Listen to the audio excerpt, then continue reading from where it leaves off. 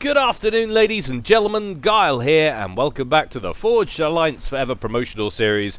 Friday afternoon, and one cast out this week. Not doing too well, are we? Never mind. Found some time today to squeeze one out, so it's all good.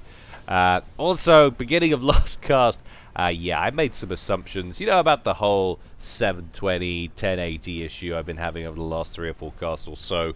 And I kind of said that I thought it was YouTube, but now I kind of think that it was probably at least a little bit my fault. I mean, it was my fault. It was definitely my fault. No, I might have just tweaked a setting somehow on the thing.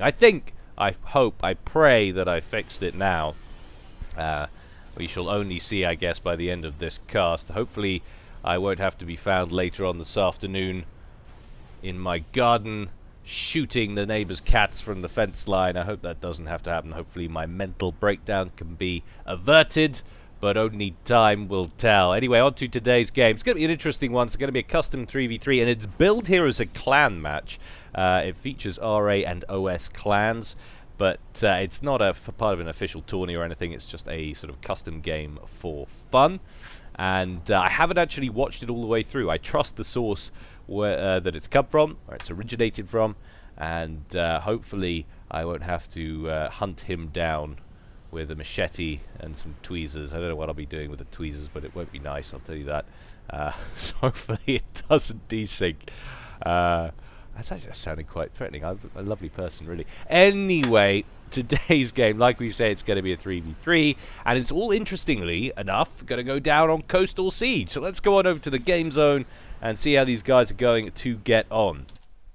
Now, I say interestingly enough because I love this map. I have played on it many times, but I've never cast any games on it, and the reason why should be pretty obvious. It just doesn't get played, and that is because it is not symmetrical. And I'm not saying it gives any one side an advantage, purely because it probably does, but I haven't looked into which side that would be. But that's generally the case. If you're not dealing with symmetry in esports maps, there's always room for people to bitch and moan. But like we say, it's only a 3v3 for practice and fun, so no one can get their knickers in a twiz about it. Anyway, let's look at our players. We'll call this Team 1 over here. This is RA, and this Team 2, or OS, over on the right. Going first for RA up here at the top left, it's none other than Zlo. He's sneezed and gone UEF. Well, that's a bold, brave, attractive choice, of course. He usually goes for Cybrid. Anyway, he's opening first land. And down here to the south, we've got Blodir. He's gone Aeon and Regal Purple opening first land. Last but not least, at the bottom for Team RA, it's Be'lakor. But he's recently contracted the venereal disease of changing your frickin' name and making my life difficult. This is actually Mad Mozart. Why he's decided to change his name, I have no idea. Anyway, he's gone Baby Blue Seraphim and opened first land. No, what am I talking about? That's an air blood. Opened first air. That's what he's done. Okay, glad we tidied that up. And over in the east, we have OS going first. For OS up here in Pontiff White, going his ever so usual UEF and opening first land, second air. It's Crazed Chariot. To his south, team member number 2 for Team 2 OS, it's Mr. Smith. And he's going his very usual as well. Ferrari Red, Cybrid opening first land and second air. And last but not least, look out, it's none other than Luxy Luzon going his very usual Seraphim Cyanide Scion, and he's opening first land, second air as well. So no unusual plays there in terms of race selection from Team OS. They're all maining or playing with their main races, and Luxy with a transport already in play, heading over to this island down here, and you can see this is a key one to get. Tons and tons of mass to be had on here. 10 mexes at full capacity. Once you have all of these claimed, it is a great island to control, and that is why Luxy is wasting no time. Nice bit of teamwork there as well. Mr. Smith escorting with an Inti, and nice pickup there from Zlo. Early Mech Marine taking down both an engineer and a Snoop. Beautiful little bit of micro, and it looks like he's about to chase down another one. What could he see? There was a tree that fell down right next to him there a minute ago, and now a plane's gone over. Come on, Slow, turn around. There's an engineer right there begging for it. No, he saw another one. He saw another one. He said, I'm just going to kill this one first. This little hero mech marine deserves a frickin' medal, man. Look at him go. That is a regular one-man wrecking machine. It's Max Payne there. All he's missing is a slow-mo button. They look so amusing on +2. Some of the coolest units in games, but things are developing nicely down here. We've got bombers out from Mozart. We've got a transport lifting over to the center and actually going straight after the reclaim there for Bloodit. And why not? That's a lot of instant mass, absolutely gagging to be reclaimed. Good pickup there as well down there from Bloodit. So he's taking a look around the map early on to see what reclaim he can deprive his enemies of. Nice work from him. Early interceptors from Mozart, having a tough time of it down here from Luxy, who's well established. 3 land factories on that southern island already in play. And now we've got a bomber heading over to Mozart's main base. There is an engineer that could be had here. Passes a couple of interceptors that get some rounds off. Luxy tries to micro it, but overshoots the target just a little bit. Can't get the bomb away. And that is good coverage there from Mozart. Meanwhile, Navy is up and running for Mr. Smith. Already has 1 frigate in the bay. Has positioned it around the back of the naval yard and is just blapping units as they start production. So Zlo completely denied there the ability to get anything off the conveyor belt at all. Nice work there from Mr. Smith. Denies the early navy.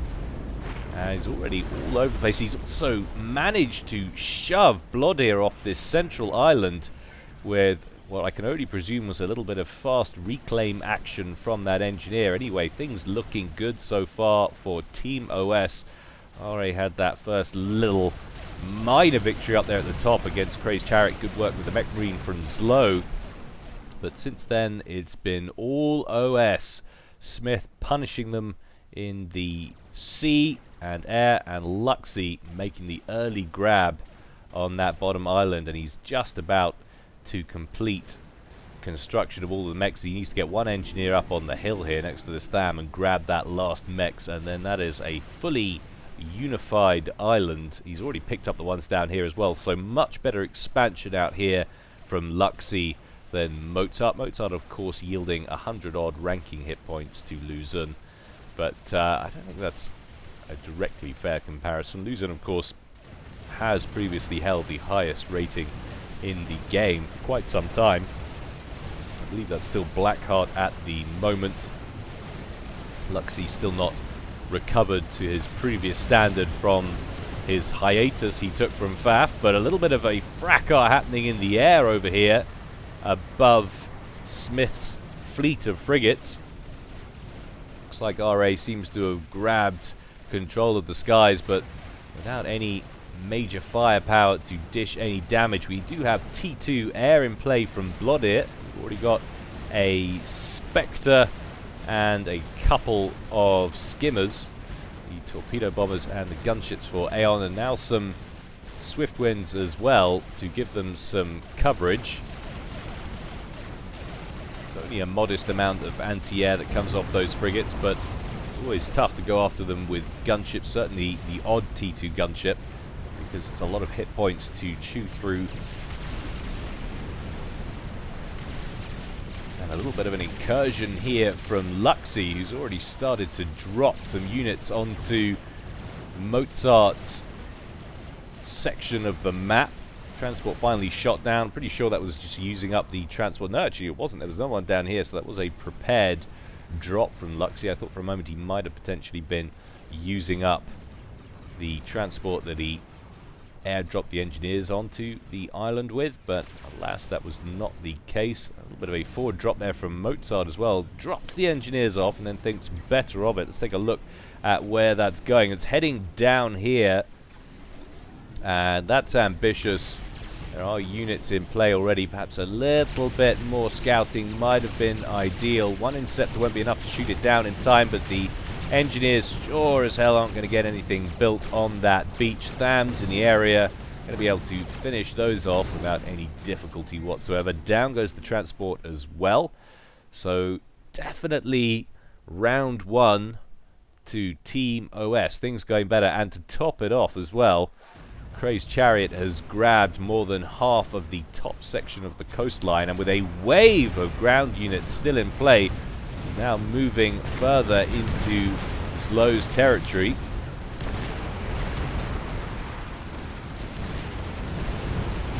Riptides do show up at a very inconvenient time though for Kray's Chariot. They're going to breeze through those strikers, no problems for them there. That will halt that little push. Meanwhile, another drop heading over from Luzon, this time towards Blodir's section of the map. Primarily harassment, primarily a suicide smash and grab, trying to just pick up some mechs kills, I would imagine. Going to drop right off next to those, but too many swift winds in the area. Going to shut that down immediately, and even if those swift winds weren't there, the Spectres would have hoovered up the Zoes nice and quickly. Would have only picked up one or two mexes there, I'm pretty sure. But now the air fight is in full swing, and look at that, looking pretty dominant in the skies now, Team RA. But I might have spoken too soon, as a cruiser shows up, Siren class there from Mr. Smith, and that's going to make operations in the air even more tricky. Oh, that's going to be close. No, Blodir loses a transport full of engineers as it tries to lick landfall on that middle island there. Spectres coming in to join the party as well, perhaps thinking I'm just going to pick off a mech or two, but has to give the cruiser a wider berth than that. And in comes a Vesper. So Blodir has established some T2 Navy. Good work from him. Interesting, we're not seeing more pressure kept up here from Smith. I think that's a bit of a mistake. If he'd have stayed in this harbour and continued to press, I suppose there was always the issue that they lost air coverage over there, and too many skimmers pumping out would have made life too difficult for Mr. Smith, which is why he had to withdraw. And now we're seeing some T2 Navy coming out from Mozart as well. We've got a Seraphim cruiser just off the coastline here, and that's bombarding some of the mexes and the units at range here for Luxy. Down goes the radar.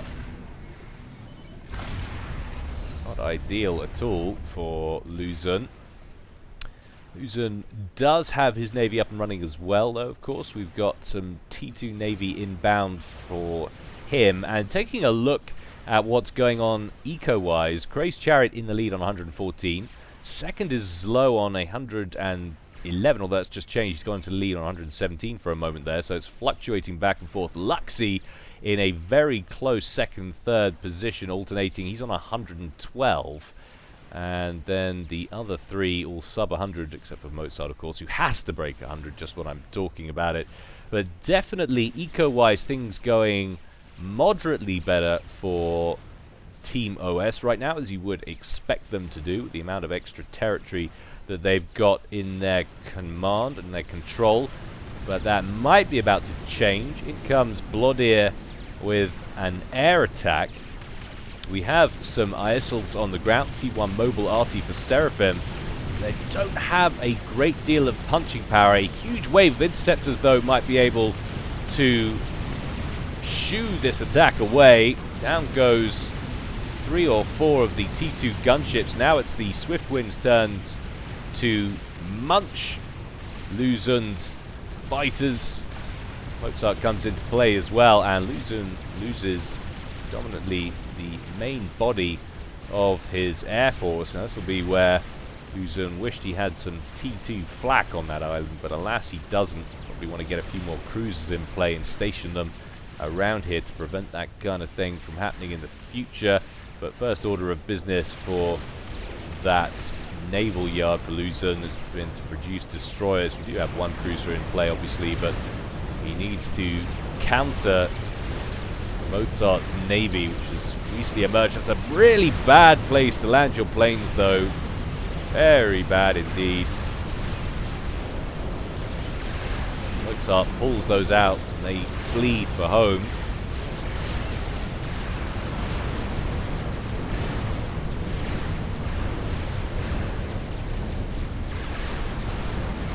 Definitely a little bit of micro there would have been needed for, or preferable for Mozart, using a destroyer to cruiser missile there at the end. And now Smith getting involved with a horde of frigates and a mermaid as well. Will play havoc with a few of the intel gathering pieces of equipment for Team 1. Torpedo bombers hovering overhead for Mozart. In come the swift winds from Bloodir again to provide some cover. But this is suddenly not looking great for Mozart. He's down to 2 destroyers out in the field. Another one's about to be completed. But I think that's going to find itself on its lonesome very soon. There it goes. We've only got 3 or 4 T1 torpedo launchers. They really don't cut the mustard when coming up against any significant size of Navy. Now this build capacity has a very short lifespan indeed. What's going on up here at the top? Well, we've got a decent conflict brewing between Zlo and Kray's Chariot on both the beach and in the sea. And Kray's Chariot's actually been gifted some units there from Smith to help cover this coastline. Once again, nice teamwork from Team OS. I think this represents the end of Mozart's naval facilities, at least for the moment.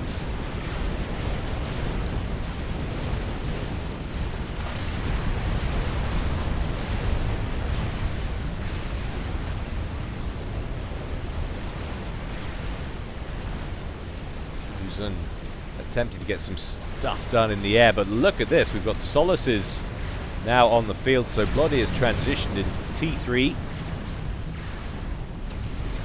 but alas, despite picking off a few key targets there, it's not enough to retain Mozart's naval yard. And nice little proxy base has sprung up down here on the beach for Mozart. Fortunately for Luzon, that is all anti-air. He's going to have to change things up, or indeed get some navy around here to finish this off. One destroyer should do it. Firing in, be able to finish it off as long as he micros it and stays out of the way of counter Zui spam.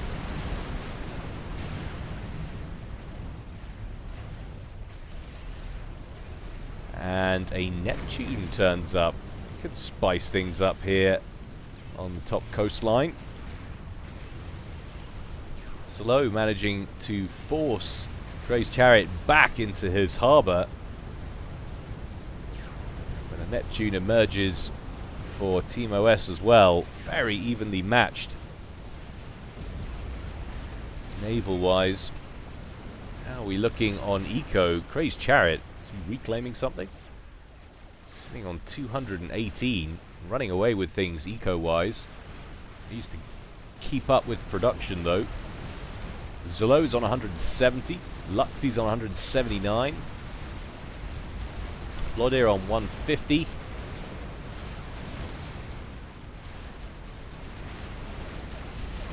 But Mozart having a real tough time of it down here. HCU sitting just underneath his shield there. He's trying to get more shield gens online to counter this navy.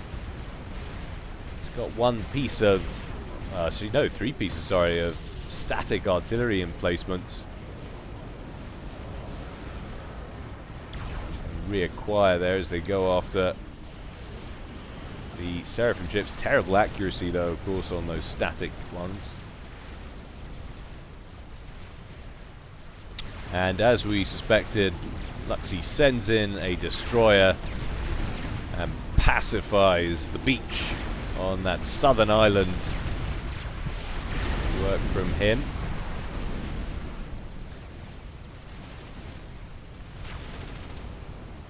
I think so much of this game is going to hinge on this naval battle. Things have ground to a halt land-wise. You can kind of understand why it often does actually on this map. These choke points are incredibly difficult to break through unless you're rolling up with experimental tech.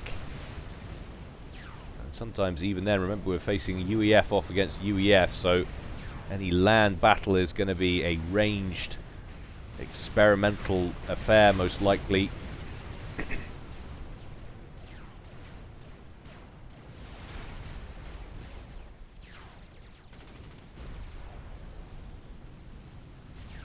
Things just slowing down here. Mozart with a tidy band of Volthus here, isolating that destroyer that has just dealt so many issues to him on that beach. It might have been a combination of these two, but either way, those gunships forced to pull back because Seraphim destroyers think it's okay to pretend they're submarines. And I'm not sure about Crazed Chariot's choice of Summit here. Everybody knows how much of a fan I am of the Summit, but Mass Neptune probably required at the moment to defeat this navy of slows. It's probably hoping to sting at range and keep enough units out in front of it. It's got another one rolling out as well, but these battle cruisers now can just move in, and there's no shield coverage left either for Crazed Chariot, so despite going really well everywhere else, Team OS facing some potential difficulties from Zlo up here at the top. And if you lose the harbour area, it's two main bases that are threatened. And while this is easily defendable, this comes in closer towards core mass, so if you manage to lose it, it can really, really sting. Another air engagement in the centre. Smith with a few ASFs in the area, as well as Bloodeer. Most of the planes, though, belonging to Mozart and of the T1 variety. Bloodeer actually pushing out as well in the center. And this game has just swung violently in favor of Team RA, and I don't really understand how. Luxy running away things eco-wise. What's he building? Anything interesting? Nothing amazing. Luxy, Crazed Chariot. In fact, 250 is rapidly becoming the average of mass intake between these players. But look at this breach. RA have battle cruisers in that harbour area, and really I think it is the production of the summits that's allowed this to transpire and to happen as quickly as it has as well. Battle cruisers just too effective at close range. Luxy bringing in some boats as well to try and deal with this, but it's way less than is necessary. Wave of torpedo bombers coming in from Mozart as well, just to add insult to injury.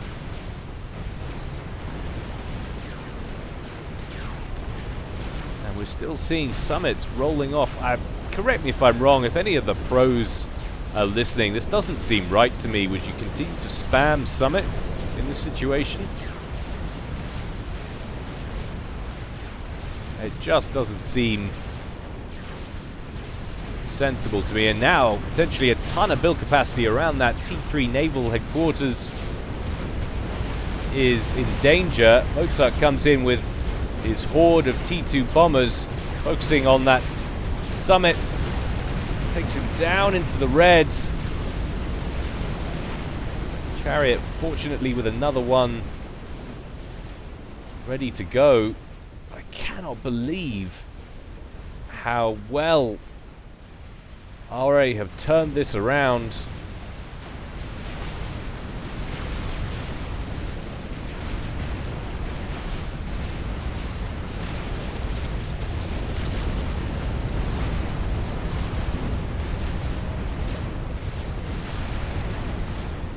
Actually not sure what, if anything, OS can do about it.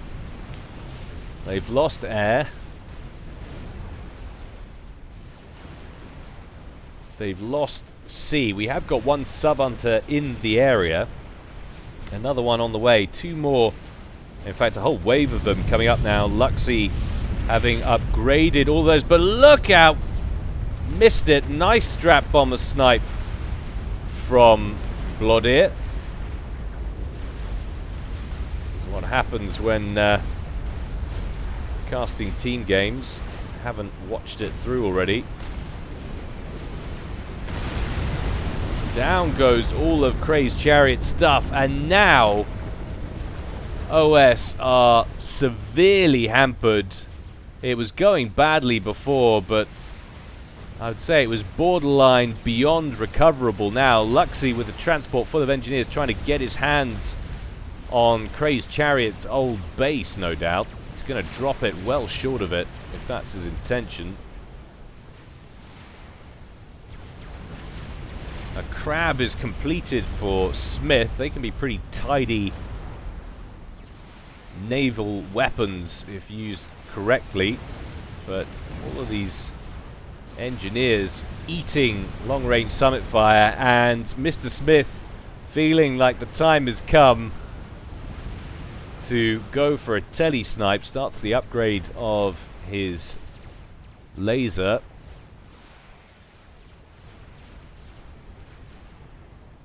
Question is, at this point, who do you go for? Do you go for Zlo or Bloodear? One's got air control, the other has naval. Where is his ACU? It's down here in the water. Starts the teleporter upgrade too.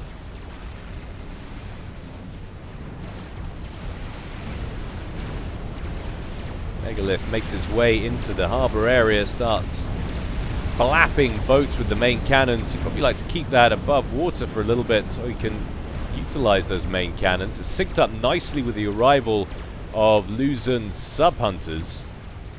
He might just be able to clear out the harbour here.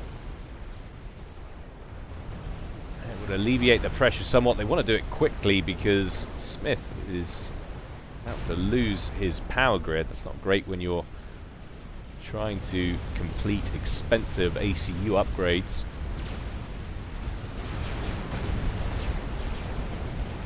A lot of damage coming off those 5 sub-hunters and that crab. But Zlo seemingly happy to sacrifice these 3 boats in order to cause more problems for Smith. Luxy making his way up to the top here, reclaiming as much as he can, re-establishing a new base. Tripping over my words today.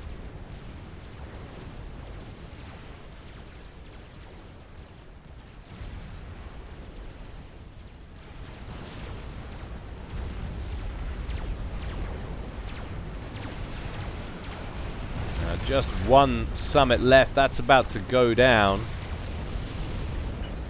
Mr. Smith has lost an awful lot of power, though. Has nearly completed that upgrade. Cannot believe the strength of play that has been demonstrated here by RA. It's been, for lack of a better word, clinical so far. Massive turnaround.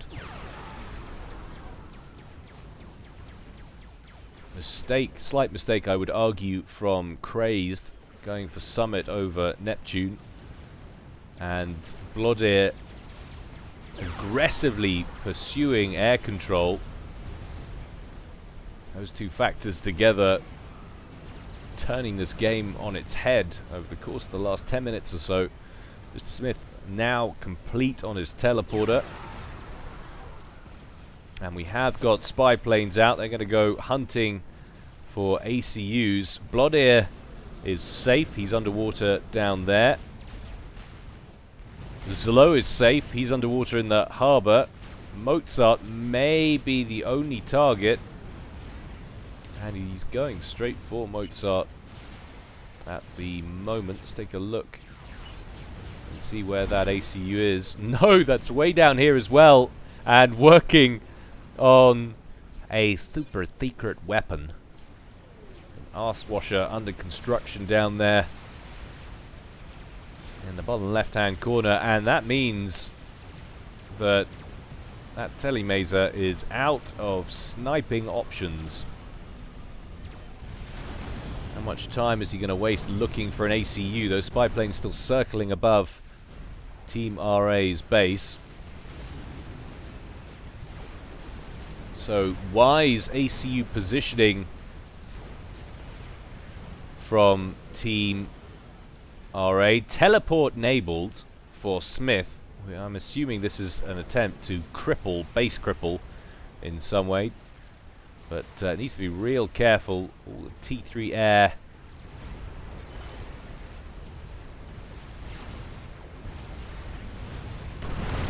On the map is mainly with Blodir, but anti-nuke is down. Mr. Smith gonna zap as much as he can. He's teleporting out, zapping, hoovering up all the engineers. Picks off one of the T3 power plants. So nice work from him. Covert little action there.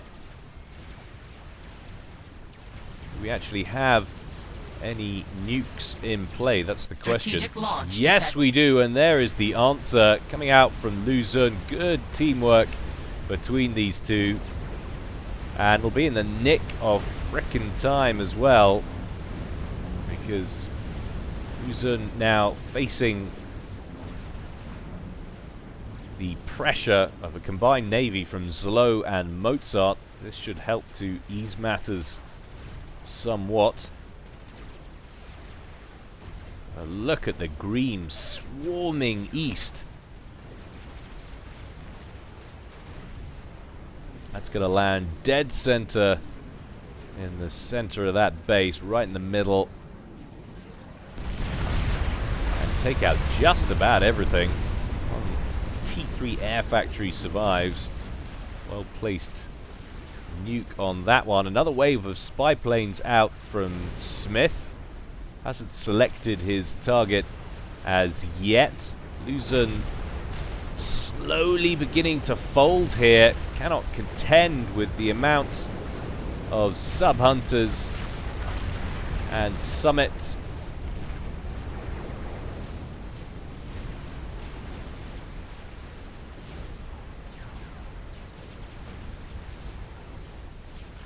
And again, Smith charges.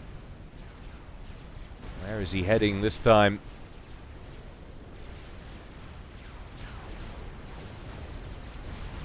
And this time, he goes straight into the water next to Blodir, who's emerged. And Blodir knows what's going on. He's ready with a transport. He's going to pick his comm up. And Mr. Smith has to abandon that immediately. What? What? What just happened? Mr. Smith control K'd his commander, and the explosion took out Blodir's comm. So there goes the main air player for RA. Mozart's been badly damaged, but there's so much down here for Zlo, and an experimental bomber coming in from Mozart as well. Oh, it's such a good effort. Yeah, I mean, that's going to be too little too late, I think. Boom! Air Factory T3 headquarters takes the brunt of the hit there. All of the build capacity surrounding it dies, of course. And Luzon with now no way to counter this. He's valiantly trying to hold the ridge up here in what was Kray's Chariot's base. But you've got to love that play from Smith. Absolutely hilarious. And good timing on the control K as well. Although, bloody, why he chose to go south and not north towards Zlow's base, I'll never know. I suppose he didn't in a million years expect Smith to go down that route. Luxy under shield cover, at least for the moment. He's trying to throw together T3 anti-air. He's going to have another run at it, at least from this experimental bomber. Down goes the shields. And he's still got around 45% of its HP. Tons and tons of Yenzines now pouring out of Luzon's base, going after the naval units off the coastline. Luzon rebuilds more shield gens, but it's surely just a matter of time. Is Mozart going to try another approach? I think it's probably not wise to. It looks like he feels the same. Pulls it out. Still 11,800 HP left on that experimental bomber. And if you come in and land one right in the center of this top corner, which it looks like he's planning on, that will reduce the pockets of resistance for Luzon down to just launch detected. This main base. Another nuke out for Luzon. Where is he going with it? Well, he's going for the naval production, and Zlow's ACU actually in play there. I'm hoping he's not going to stick around. It looks like he's got a move command coming out over here towards the basin, but the nuke was literally right on top of this T3 HQ. I think he's done enough, and sure, when he sees it descend, he'll move even further. But he's got an anti-nuke in place already. Should have thought to check for that. Good coverage from Zlow. And Luzon throws out the GG. A comprehensive win there for RA. Very, very impressive indeed. And especially, I think it's fair to say, impressive from Zlow. The way he rolled over Craze Chariot there at around the 25-minute mark.